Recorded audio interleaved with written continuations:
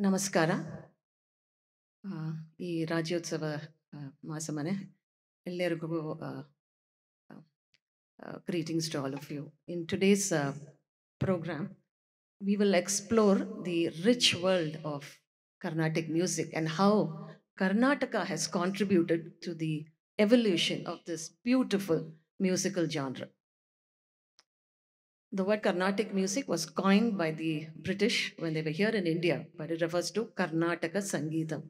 So if I'm using these terms interchangeably, I'm actually referring to the same thing. Indian classical music traces its origins to the Samaveda, nearly 3,000 years ago.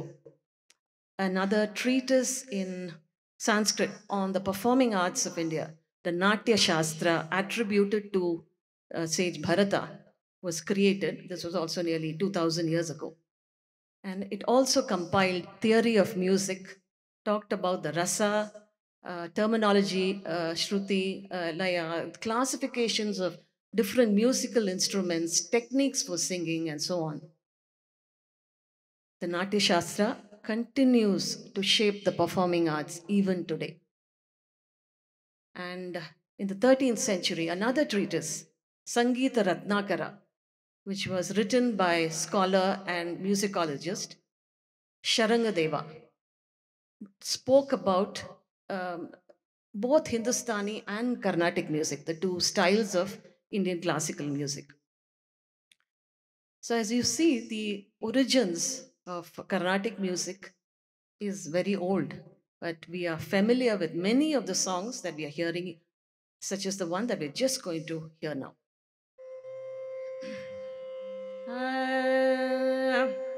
Krishna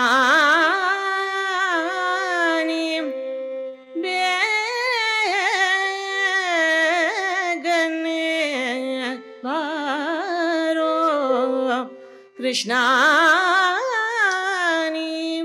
begane baro Krishna ni begane baro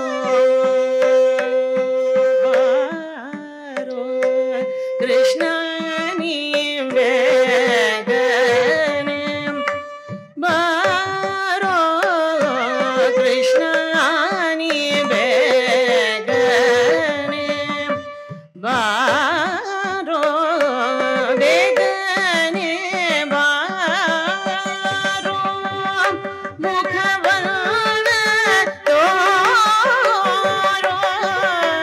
begane baro mukhavana toro begane baro mukhavana toro Krishna ni begane baro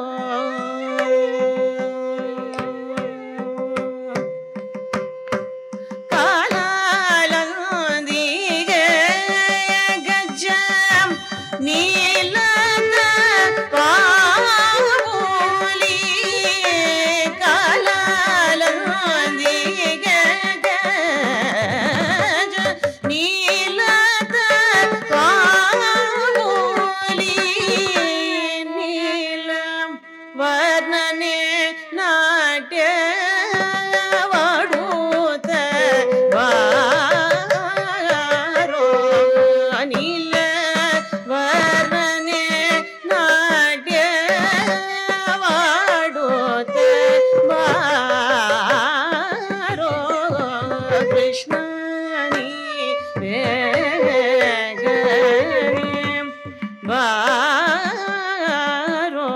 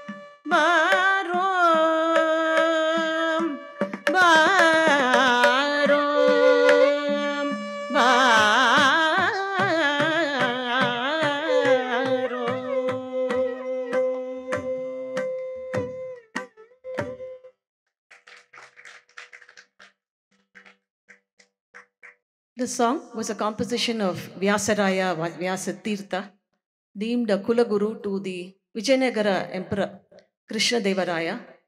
He was also a prime mover behind Madhavacharya's Dvaita Vedanta, widely respected movement. And Madhatipati, a philosopher, court advisor, his musical heritage greatly benefited from his guru, Sri Padaraya. Sri Padaraya was a key proponent in the Dvaita Vedanta movement, and he popularized many of these raga, tala-based compositions, Ugaboga, Suladi, and so on. And he taught them to his disciple, Vyasaraya.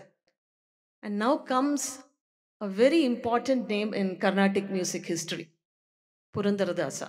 So Vyasaraya's disciple, Purandaradasa, also known as Sangeeta Pitamaha, is very important to Carnatic musicians for many reasons. He composed many songs referred to as Devarnamas, and more than 450,000 Devarnamas, but only about 700, 750 are available today. But his most important contribution is that he laid the foundation for Carnatic music. So he created a template that made easy transmission of Carnatic music over the centuries. He standardized and simplified the teaching method, and also created initial exercises with which students train in this musical genre. And these initial exercises are referred to as Sarali Varsha, Jante Varsha, Alankaras, Geetams, and so on, where it's a step-by-step building blocks, where students gain control over both melody and rhythm, raga and tala, and then words, simple words are introduced in songs, then sahitya. But let's take a step back to understand what are the key concepts of Carnatic music before we continue. At the heart of Indian classical music is raga and tala. Raga refers to the melodic framework which provides the structure and inspiration for compositions. Tala, which underpins the music, refers to the rhythmic patterns, and that in turn leads to complex rhythmic patterns in Carnatic music in particular. Now, both raga and tala are important, critical to both Hindustani and Carnatic music. However, sahitya or lyrics is very important in Carnatic music. So that's why we hear thousands of songs being performed regularly, many composers in different languages from Telugu, Kannada, Sanskrit, Tamil, and so on. Now, Sri Padaraya and Purandaradasa, that lineage, they all belong to a group called Haridasas. And what was the Haridasa movement?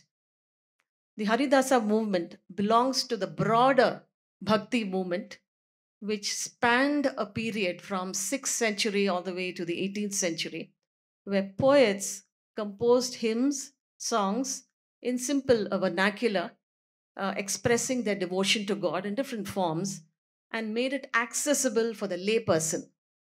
And Haridas, there was a resurgence of the Bhakti movement in Karnataka with the Sharanakaras, and many of you are familiar with with Basavanna, Akkama Devi, and Alama Prabhu, who composed beautiful poems in the nature of octets called vachanas.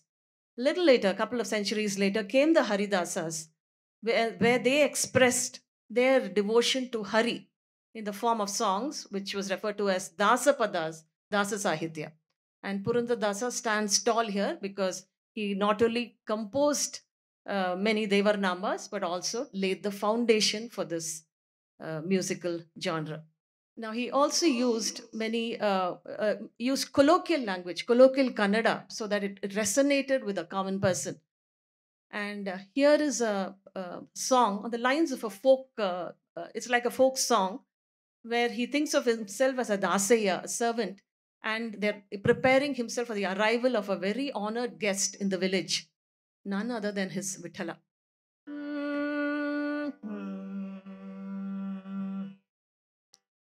ಊರಿಗೆ ಬಂದರೆ ದಾಸಯ್ಯ, ಊರಿಗೆ ಬಂದರೆ ದಾಸಯ್ಯ, ನಮ್ಮ ಕೇರಿಗೆ ಬಾಗಡ್ಯ ದಾಸಯ್ಯ, ನಮ್ಮ ದಾಸಯ್ಯ.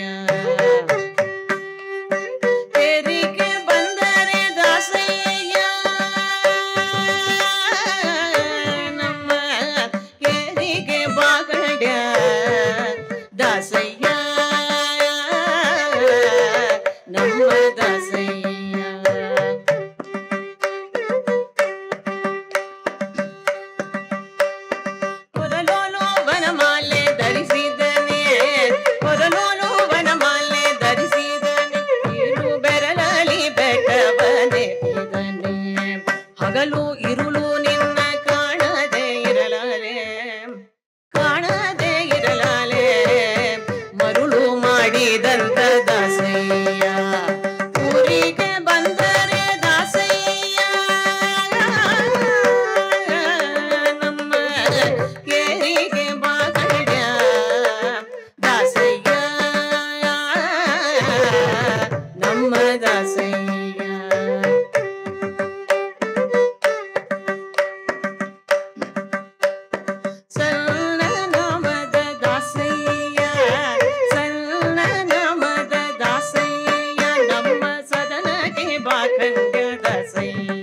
ನಮ್ಮ ಸದನಕ್ಕೆ ಬಾಕಂಡ್ಯ ದಾಸಯ್ಯ, ಸದನಕ್ಕೆ ಬಂದರೆ ದಾಸಯ್ಯ, ಸದನಕ್ಕೆ ಬಂದರೆ ದಾಸಯ್ಯ, ಸರವೇನು ಕೊಡುವೇನು ದಾಸಯ್ಯ, ಊರಿಗೆ ಬಂದರೆ ದಾಸಯ್ಯ, ನಮ್ಮ ಕೇರಿಗೆ ಬಾಗಡ್ಯ ದಾಸಯ್ಯ, ನಮ್ಮ Dasayya.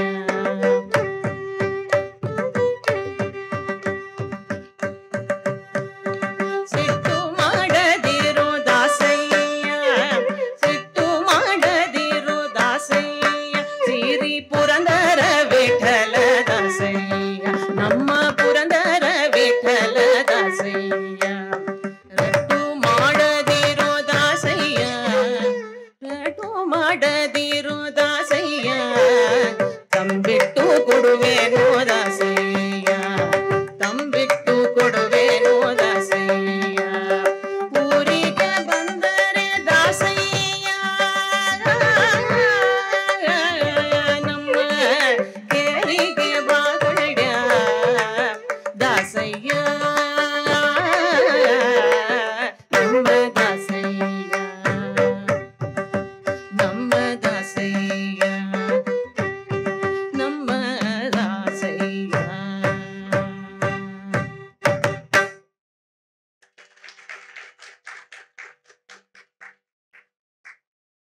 Here is another Devarnama by Purandar Dasa on the lines of a classical melody presentation, where he talks about what are the attributes needed for a musician.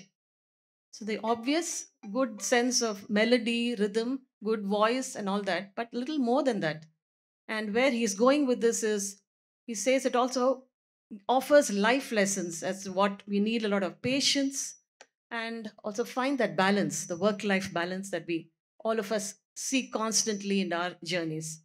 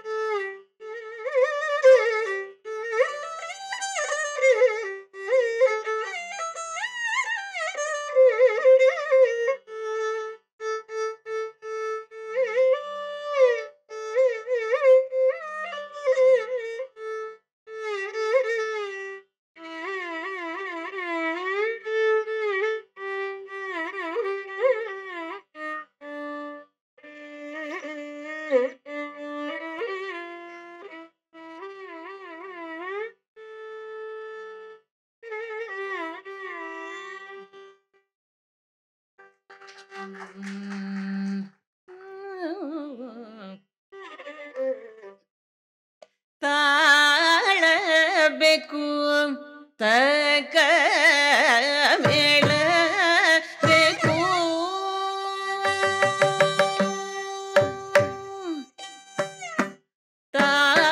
ತಾಳಬೇಕು ತಕ ಮೇಳಬೇಕು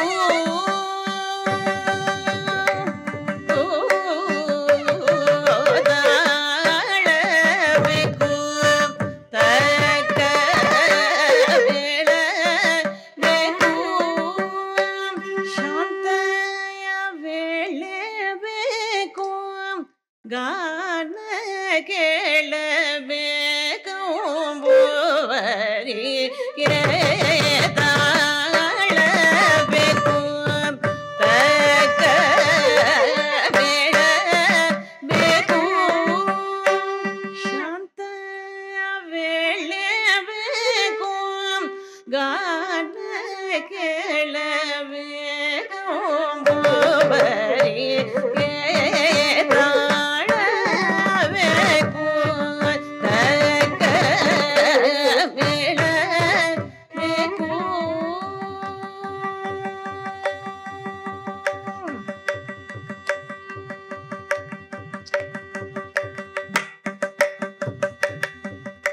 ಕಳೆವಳ ಬೀಳಬೇಕು ಕಳೆ ಮೂಕವೀರಬೇಕು ಕಳೆವಳ ಬೀಳಬೇಕು ಕಳೆ ಮೂಕವೀರಬೇಕು ಯತಿ ಪ್ರಾಸವೀರಬೇಕು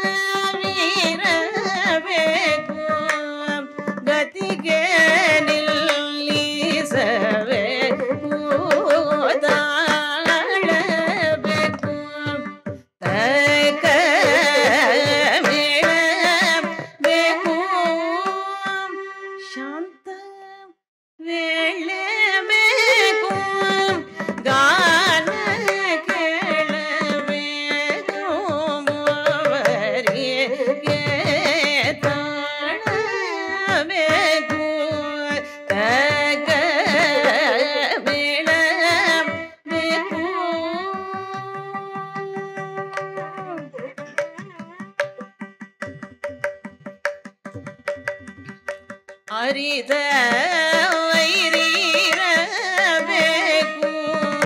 ಹರುಷ ಹೆಜ್ಜಳು ಬೇಕು. Like to explain the meaning of these two lines in case some of you don't understand the language. Arita vairirabeku. So this is a lesson for that Purandadasa is telling us, musicians seated on the stage, that we need to understand the meaning of the words that we are singing. Ella summa, I just don't sing like that, but understand that is when the bhava comes out. Arita vairirabeku, harusha hejjalu beku, so that people who are listening, all of you seated in the audience, will also be able to understand and experience what we are going through. So the onus is on us, but he has a word for everybody who are listening to the music, who are even presenting the music. Arita vairirabeku harusha ಹೆಜ್ಜಳು ಬೇಕು. ಅರಿತ ವೈರಿರಬೇಕು ಹರುಷ ಹೆಜ್ಜಳು ಬೇಕು. ಅರಿತ ವೈರಿರಬೇಕು.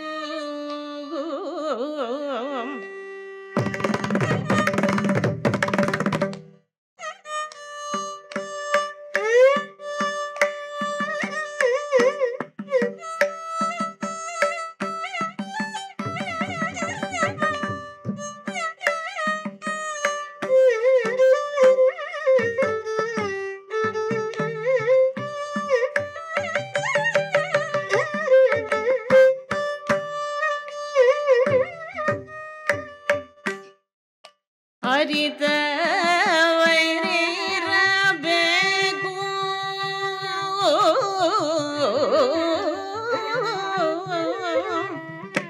ಹರುಷ ಹೆಜ್ಜಳು ಬೇಕು.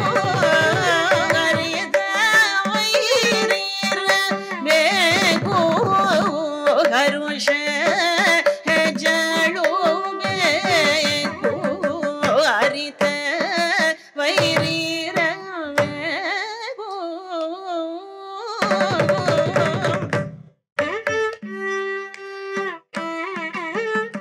ಅರಿತ ವೈರಿರಬೇಕು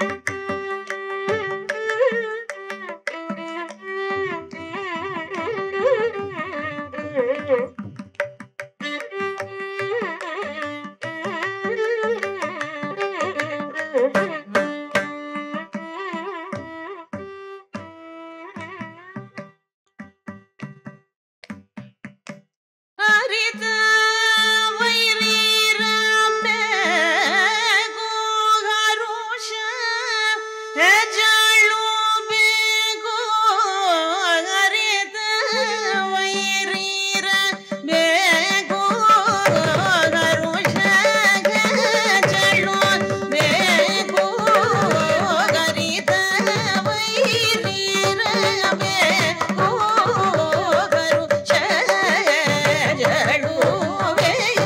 ಅರಿತ ವೈರಿರಬೇಕು.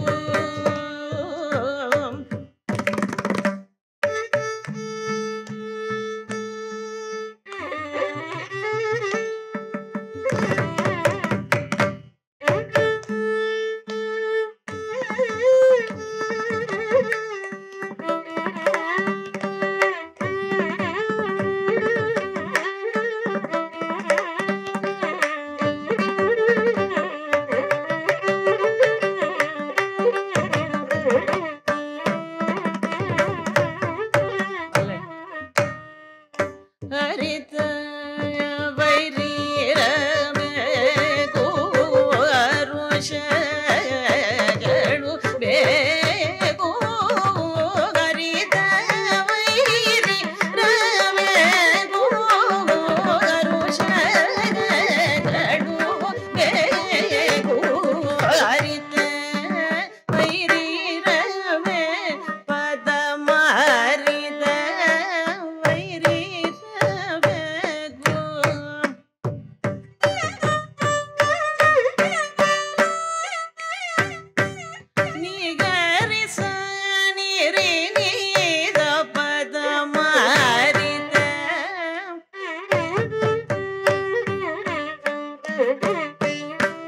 gari ga ma pa da ma pa da ni sa re ni da pa pa da ma ri ta.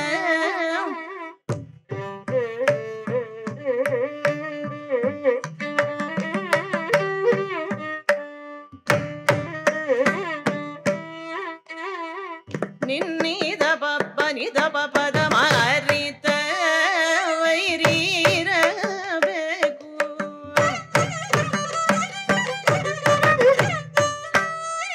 Ni da pa ga ri sa ga ma pa da ni sa ni da pa ma ri ta.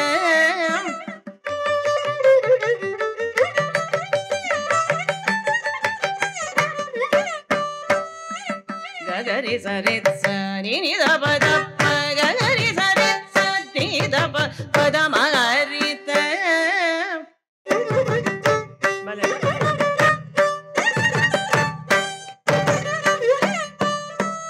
Pa da ni sa ni ri sa ni da pa ma ri ta.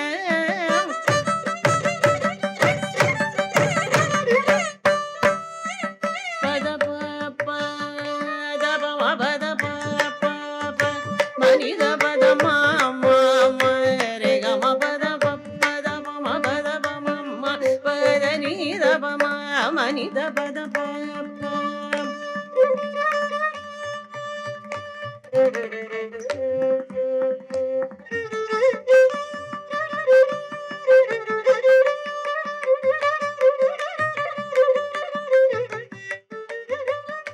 Da pa ma pa da ni da pa ma pa da ni sa ni da pa da pa.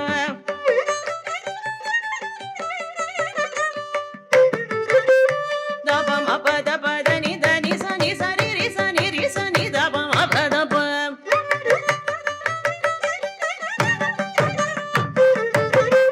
Ni da pa ma ga re ga ma pa da pa ma pa da ni da pa da pa.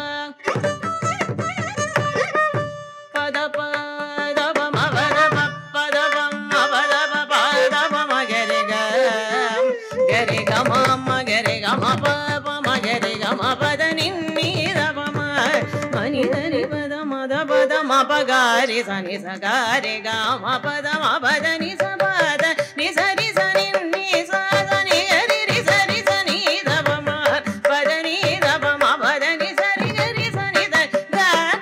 ga ri sa ni da ni re sa ni da pa ma pa da ni sa ga ri sa ni da ri sa ni da pa ni da pa da ni da pa da ni sa ni da ni ri sa ri sa ni sa da ni sa ni sa ni sa ri sa ni ga ri sa ni da ni ri sa ni da pa ma pa da ni sa ga ri sa ni da sa ni da pa ma ri ta vairi ra beku.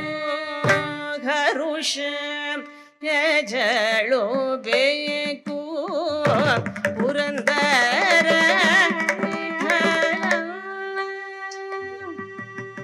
Vithala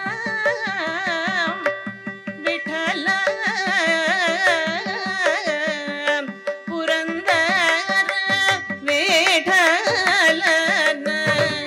Paradaiva yanave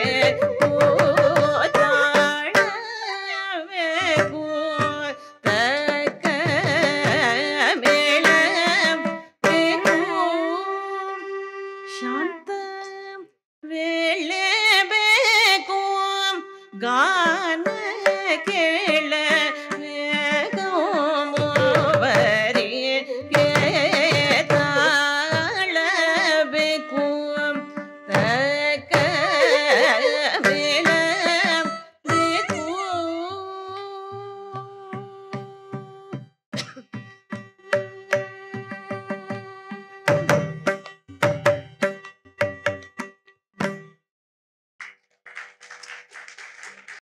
While talking about history in any subject, it is very easy to just talk about men, but what about the women?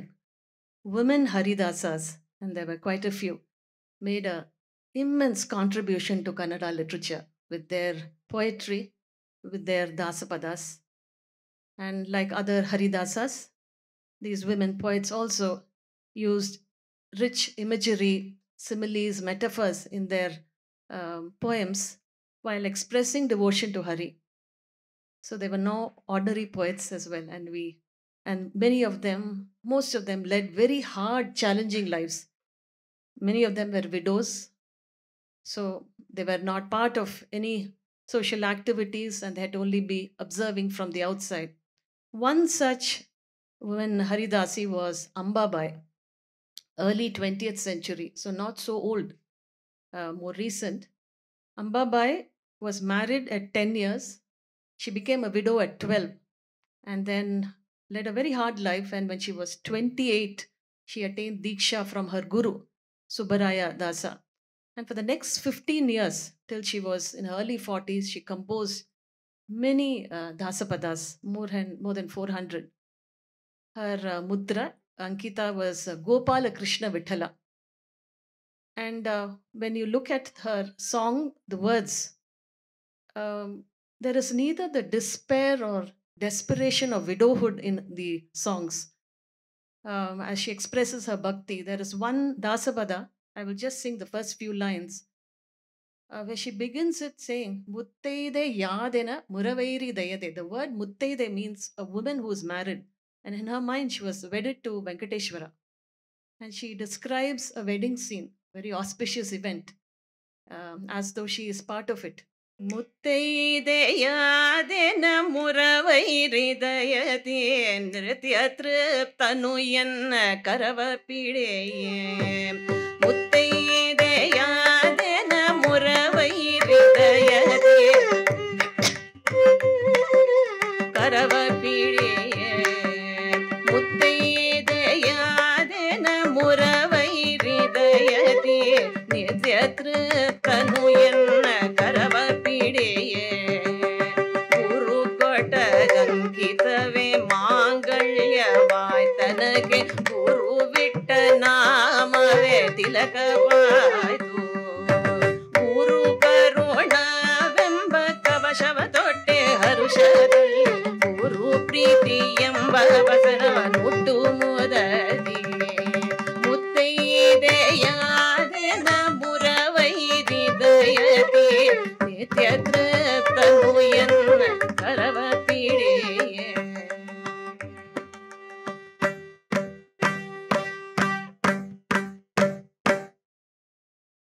Here's another dasapada, again more emotive, and when she says, it is never enough however much I look at you, Venkateshwara, however much I look at you, sing about you, never enough. Nodi daniyado nayana, Nodi, that is how she begins this dasapada.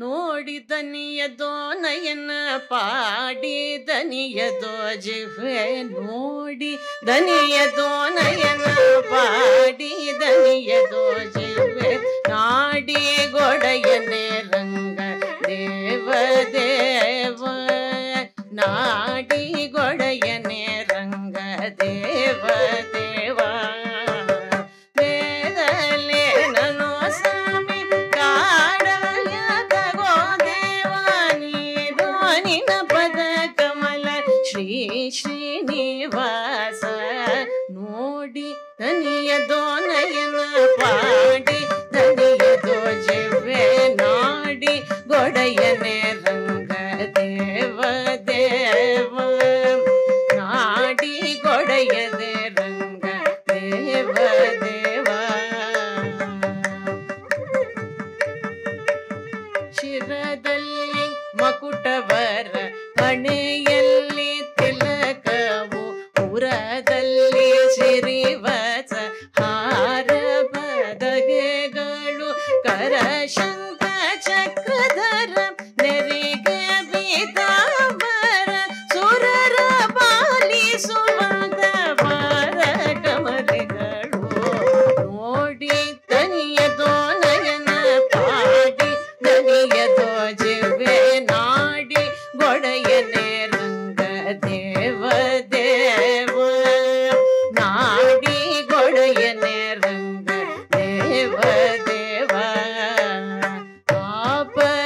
ಆಪದ್ರಕ್ಷಕನಿಂದ ವ್ಯಾಪಾರ ರೂಪಗಳು ತಾಪ ಪರಿಹರ ಕೈದು ಕಾಪಾಡೇಲೋ ಶ್ರೀಪತಿಯೇ ಬಹಿರ್ವ್ಯಾಪ ನಿರ್ಲಿಪ್ತ ಗೋಪಾಲ ಕೃಷ್ಣ ವಿಠಲ ತಾಪ ಪರಿಹರನೆ ಗೋಪಾಲ ಕೃಷ್ಣ ವಿಠಲ ತಾಪ ಪರಿಹರನೆ ನೋಡಿ ತನಿಯದೋ ನಯನ ಪಾಡಿ ತನಿಯದೋ ಜಿವ್ವೆ ನಾಡಿ ಗೊಡೆಯನೆ ರಂಗ ದೇವ ದೇವ ನಾಡಿ ಗೊಡೆಯನೆ ರಂಗ ದೇವ ದೇವ ದೇವ ದೇವ ದೇವ ದೇವ.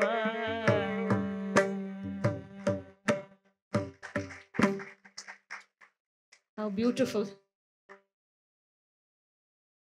And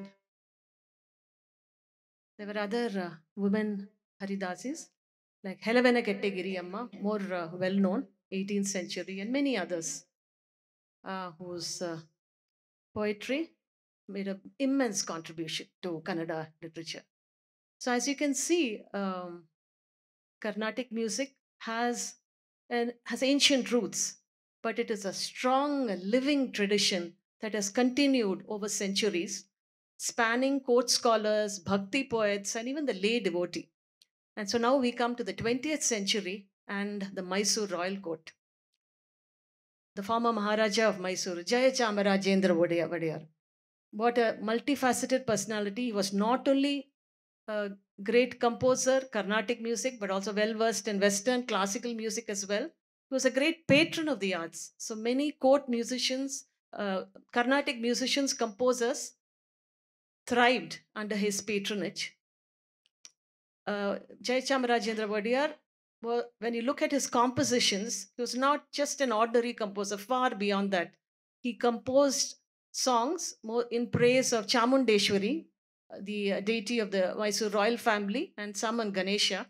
You will hear these songs often during the Navaratri festival. And he also composed in rare ragas such as Bhoga Vasantam, Shuddha Salavi, and uncommon talas like Mishra Jampe or Chaturashra Matya, 4+2+4. So uncommon talas. So he was not just an ordinary composer. So here is one composition in a very popular raga, but not such a common tala.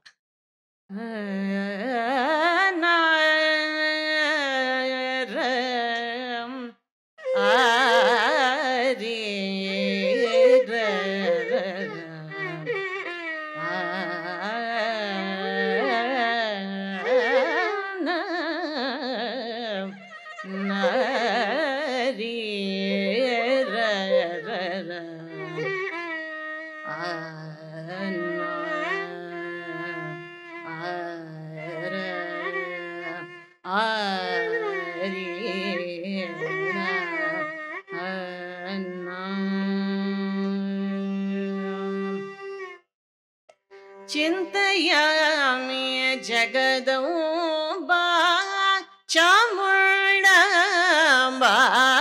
चिन्तयामि जगदम्बा चामुण्डाम्बा चिन्तयामि जगदम्बा चामुण्डाम्बा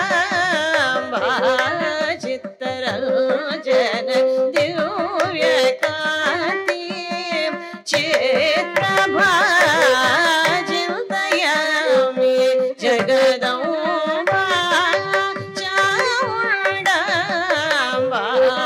चित्तरञ्जन दिव्यकान्ति चित्रभा चिन्तयामि जगदम्बा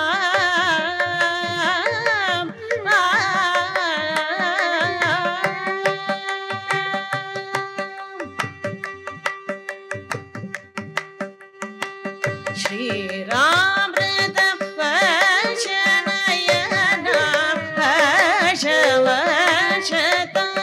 श्रीरामृतं वर्षनयना हर्षवर्षतां चन्द्रप्रभा मम मन्दहासवदनां चन्द्रप्रभा मम मन्दहासवदनां चिन्तयामि जगदम्बा चामुण्डाम्बा चित्तरञ्जन दिव्यकान्ति चित्रभा चिन्तयामि जगदम्बा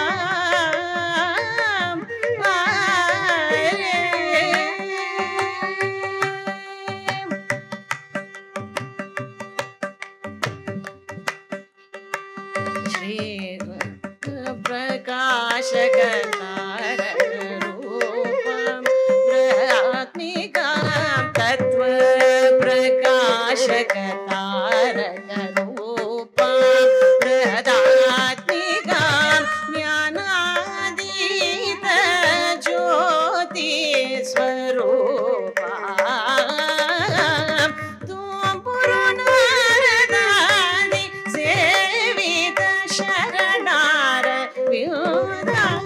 गानलय भूषण योत योदोळ प्रीता तनुज मद भजनीं धनधान्य सौभाग्यदायिनीं धर्म संस्थापिनीं दुर्गामाद्यं दाशीं वेद्यां धरणि बालनिरतं मतिं न प्रचोदयात् ललितां चिन्तयामि Jagdamba चामुण्डाम्बा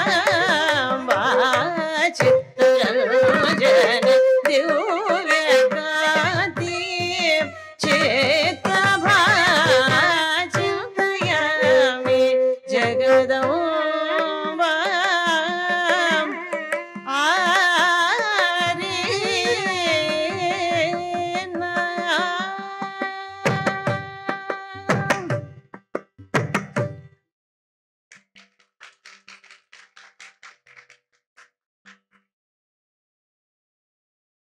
Many Carnatic musicians thrived under his patronage. Musicians such as Mysore Vasudevachar, Mysore Sadashiva Rao, and many others. Mysore Vasudevachar stands out as a Carnatic composer, composed in Sanskrit. He was a Sanskrit scholar, composed in Sanskrit and Telugu, mostly in praise of Rama. And under the king's emperor's encouragement, he also learnt from another well-known composer, Patnam Subramania Iyer. He also authored a couple of books, Vasudevachar. And in the 1950s, he wrote a book in Kannada, Na Kanda Kalavidare, and it contains biographies of musicians. And now we come to a woman who stands tall here. She made her debut at the Mysore court as a dancer, and she was also a great singer. She sang in Kannada, Telugu, Sanskrit. She belonged to the Devadasi community, and she broke many barriers as a woman in a male-dominated field. Bangalore Nagaratnamma. Very interesting story, and she faced many challenges. And she's primarily remembered for her role in reviving the annual Tyagaraja Aradhana festival in Tiruvayar. Very well-known Carnatic festival with several editions in North America and Cleveland, which is the largest Carnatic music festival outside India, and so on. So all this is thanks to Bangalore Nagaratnamma, who was untiring in her efforts to revive this festival. And as an effect or aftermath of these efforts, she was also the first female artist to pay income tax to the Madras presidency. That was Bangalore Nagaratnamma. So we will now present a Javali, a love poem which is attributed to Bangalore Nagaratnamma. Javalis and Padams are love poems which are heard at the latter part of a Carnatic concert. It is about divine love, but the words are explicit in nature and often features real life characters. So I will leave you to guess as to whom this Javali is being addressed to.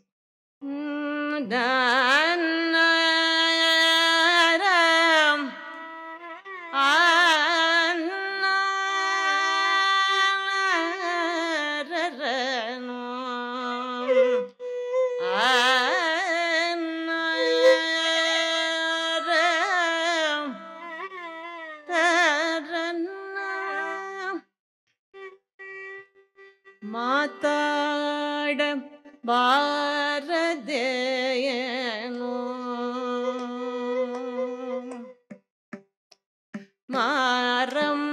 ಮಾರಮ್ಮಣ್ಣನೇ ಮಾತಾಡ ಬಾರದೇನು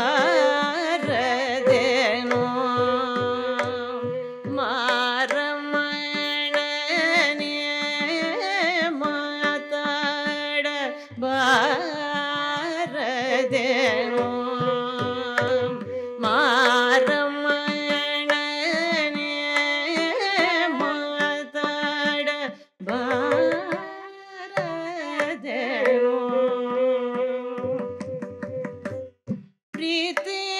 ಪ್ರೀತಿಗೊಳಿದ ಪ್ರಾಣ ನಡೆಯೋದೇನವೋ ಮಾತಾಡ ಬಾರದೇನು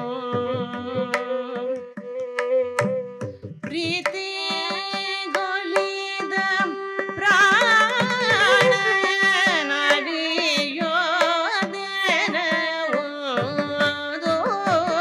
ಮಾತಾಡ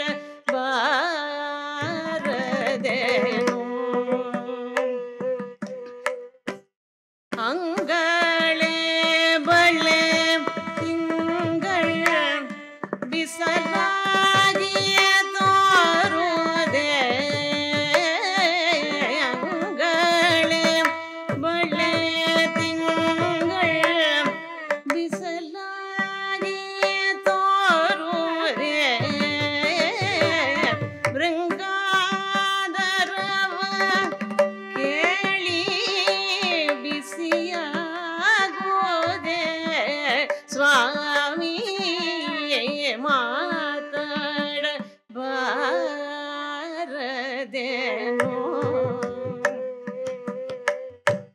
ಕಾಮ ಶರವು ಎಲ್ಲ ಕಾಯಕ್ಕೆ ತಗಳಿಯದು ಕಾಮ ಶರವು ಎಲ್ಲ ಕಾಯಕ್ಕೆ ತಗಳಿಯದು ನಮಗಿರಿ ನರಹರಿ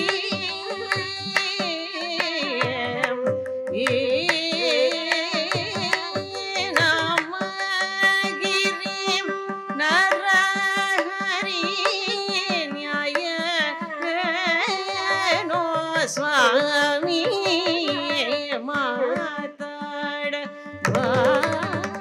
ಬಾರದೇನೋ ಮಾರಮ್ಮಣ್ಣನೇ ಮಾತಾಡ ಬಾರದೇನೋ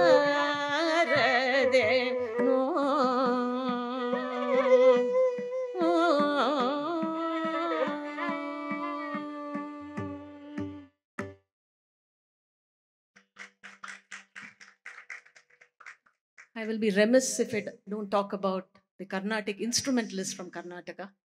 And one name that stands tall is Veena Seshanna. Again, he was an Asthana Vidwan at the Mysore Royal Court. And he had his deep knowledge. He was greatly revered for his knowledge in both Hindustani and Carnatic, which he beautifully blended in his compositions. He introduced the Mysore Bani of playing the Veena, which is very distinct from the Tanjavur Bani or Kerala. And in the Mysore Bani, you hear more flat notes, less gamakas, and even the meters, which is the strokes, which is played between sahitya or words. You will see a usage of that. And of course, the sound, more treble and less bass, where the sound of the instrument also. So, not just playing techniques, but everything. His disciples' lineage continue that tradition of the Mysore Bani of playing the Veena. And now we come to the last but not the least, the violinist, Mysore T. Chaudaya. Not only was he a great musician, a great violinist, also an Asthana Vidwan at the Mysore Royal Court, but he was also an innovator. And he introduced the 7-string violin, which has a very distinct sound and range. Again, the Chaudaya Memorial Hall in Bangalore, which is in the shape of a violin, is a testament to this great musician. So we conclude this program with a Tillana, which has been composed by Mysore T. Chaudaya. Tillana is in Ragam Sahana.